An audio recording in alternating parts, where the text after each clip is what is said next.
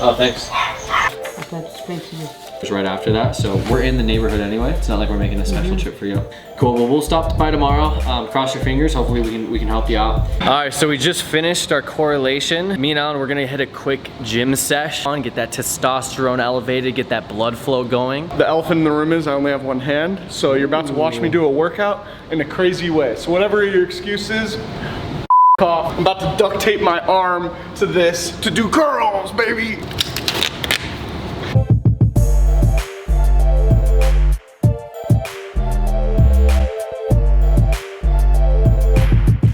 So we're out here in sunny California. We're gonna take you through a day, blitzing into territory, see what we can find, see what we can drum up. Hey, what's up, man? What's going on? Hey, just working on the net metering. Huh? Just trying to make sure we're in the right spot. We're supposed to notify everybody. This is my coworker, he's just working on a project. Welcome back to the channel. I'm Derek, this is Alan, and today we're doing an infield breakdown of our Blitz that we did in Hemet, California, which is also referred to as the jewel of California. Today you're gonna see a big difference from the last video. Every city, every town, every state has differences, and you need to calibrate. So in this area, it's more blue collar. You wanna keep things more simple, and it's more about conveying the right emotion to people, showing that you're trying to help them. Are you the homeowner here? I'm not eating right now. What's up? I'm eating right now. Yeah, sure. We just have to notify everybody what's going on. Are you the homeowner? Are you guys renting here? Dude, this guy owned like 35 birds. It sounds like we're in a rainforest, dude. Yeah, I know. The whole time I was listening to this with headphones on, I was like, what the f is going on? I don't know who you are, though. Yeah, so we're power. We're working in conjunction with... I'm using a table right now, right? Yeah, you're in the middle of eating? Yeah. Yeah, for sure. Everything is either an objection or a smokescreen. Sometimes when people say they're busy, that's actually an objection. Sometimes it's a smokescreen.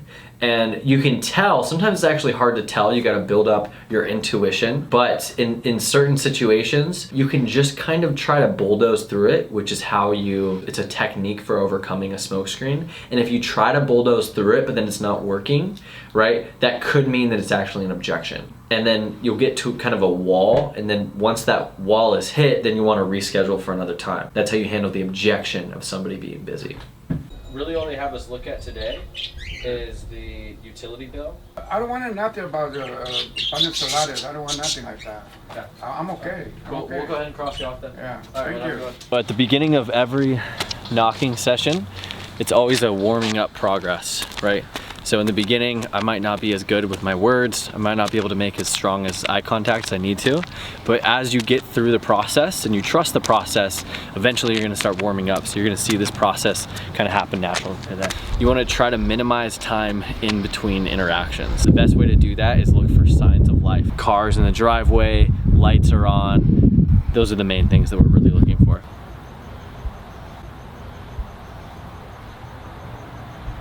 You'll find the most frustrating part of this job sometimes is literally just getting in front of people. Sometimes you can psych yourself out to think you're having a bad day, when in reality you're just not talking to enough people. All right, should I say parabolic in this one? One's too easy. I'll think of something. Dude, that is so entertaining to me. If you give me a silly word. How's it going? Hey, what's up, man? Hey, so we're working on the net metering. Basically, they're raising the rates because they're having to pull all their power from out of state. I think I heard, yeah, someone just called me on that. I think like solar panels. That Yeah, I actually have a couple working already with a company. So. Well, we'll go ahead and mark you off the list then. All right, cool. Thank you very much. I appreciate it. Take care. It creates such an interesting vibe having the camera there. Like it breaks Makes it way more, yeah, it breaks their preoccupation immediately. This door, they're doing something and you're interrupting their life. And so you have to take their attention, divert it from whatever they're currently on onto you, and you have to give them a compelling enough reason to actually do that. Hello, how's it going? Good. Hey, sorry to bother. We're just following up on the net metering. My coworker here is just doing a project. Sure, yeah, so basically, and I'm assuming you're the homeowner here? No. And that comes from just an internal conviction that what I'm saying is more important than what you're doing right now. Yeah. And I don't mean that in a cocky way. I mean that in a I'm helping them way. Yeah, and it actually is. Yeah, man. All right, well, you have a good rest of your day. Thanks for your time. So the lesson there it's obviously always screened for homeowner right away. I talked to this guy for maybe 10 minutes and he ended up just being a renter. So And this is actually a big problem. You might have this problem, you might not. But a lot of people waste a lot of their energy talking to renters, talking to people that just aren't going to move forward. You'll find people in sales, and I think you'll agree with this, tend to be people that are more, they're go with the flow kind of vibe. And that can work in sales for like building charisma and building rapport with people. But you have to always keep in mind, like, this is a job, this is something that we're working towards. It is about making money. So you can't just be lollygagging all day, spending time, wasting all your time. So a distinguishing factor between this and a lot of other jobs is, you know, most jobs you're working hourly, and a lot of people like that for the low risk, but when you're doing something like this, like, it does take a lot of like pull yourself up from your own bootstraps. The effort you're putting out there actually matters. So me and Derek have been out here for an hour. We probably talked to 2 actual homeowners. So that time that we've been spending like hasn't actually led to anything prosperous yet. And you can't look at it like you would like some job you're just making $20 an hour, where you're like, oh, you know, you're just waiting to run the clock out. Like, how effective you're performing actually affects the outcomes that you're trying to go toward. If you're doing the right action for long enough, like, the results will come. Or don't get hit by the car. That guy was hunting. Shifting that mentality, you're gonna start looking for opportunities instead of focusing on the negative things that are happening. Exactly. Pterodactyl. No. Come on, you got it. So a funny game that me and Derek play is when we're knocking together, we both give each other a word that we have to say in our pitch.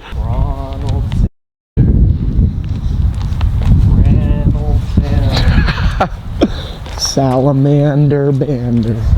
All right, that's the word, salamander. Say it in this one. Okay. Salamander. Hello, hello. Hello. Hey, how's it going? Good. Okay, gotcha. I'm assuming you're the homeowner here? Okay. Okay, gotcha. Because what's going on is we're in an energy deficit right now. And yeah, so we often get confused too, because a bunch of like solar salespeople run up and down these streets like salamanders all the time as a low power consumption area. And so Salamanders. And so, sorry, this is an inside joke again. Anyways, so free paying into this program. And so, I'm sorry. But anyways, we're just dropping off how you're going to see us around. So feel free to holler at us if you do want to report to the home. Okay, thanks for your time. Dude, I was trying so hard. I almost lost it. Did you see me lose it? Yeah. And then you started losing it too.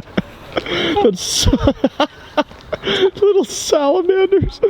She almost shut the door on us because I just started laughing so hard. We've gotten one pretty solid one set up for Carlos later in the day. I would have guys join my team and like we'd have a really good day, and I would actually be like, oh no, they're just seeing how good it can be, but they're not seeing like what it really takes on days where nothing is happening and it feels like you're not going anywhere. But that's not the attitude to have. And there's just going to be days where like sometimes it takes a little bit of time to start, but if you stick to the process, you almost always will reap the reward.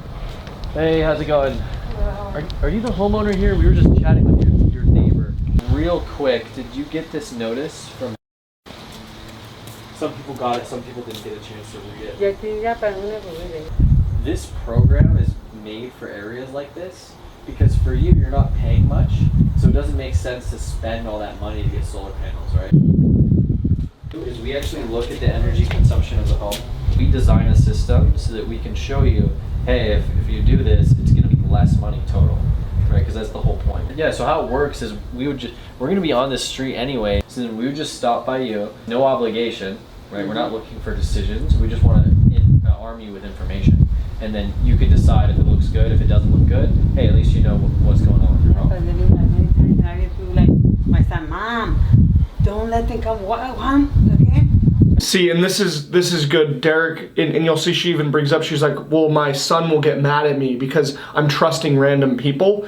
And that's where Derek is like, hey, look, it's no pressure. We're just trying to help you get more information and then you can decide. That's a good way, because a lot of salespeople will be like, you need to let us know as soon as possible. Like, it's a lot of pressure.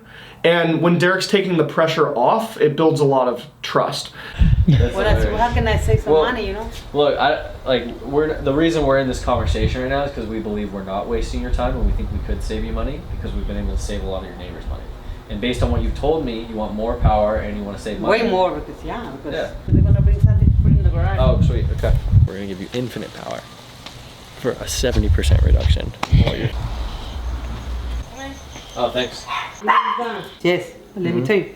And then I told the guy, yeah, the other guy was offering me. We'll be able to show you something that looks a little prettier than that. It makes sense for the home. Yeah, then, make hey, the we'll little show you how to picture right start. here, So see? if not, then, you know, hey, we tried. So One more time. yeah.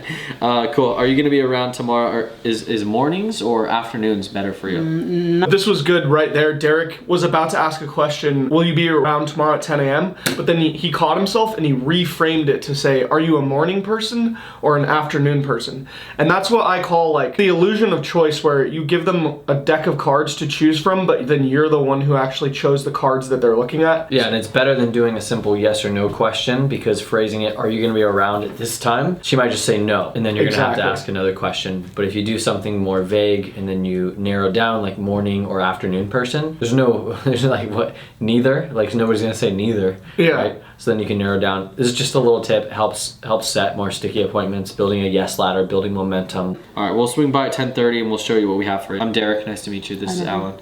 Hi. There's literally no way that we can do everything that she wanted, but if we build a proposal, it's like something switches in people's minds. Like everything they told you on the door doesn't really matter that much, because once you sit down with them and you have a real design and there's something in paper, people are able to reason a lot more thoroughly, and you can get things through to them a lot more easily. So it's always worth it to set appointments, even if it might not seem logistically possible when you're first talking to them. Today was like kind of a mediocre day. We went through a lot of up and downs, but just having ways to keep yourself entertained, like that game that me and Alan were doing, saying salamander, like that totally boosted my mood. Like that's hilarious. Like this game is really just about keeping yourself afloat mentally. Yeah. And the best sales reps aren't really the people that are the most charismatic. Like who cares? Who cares who the best sales rep in the world is? Exactly. Like this isn't a competition, bro. The real competition is installs, how much money you can make,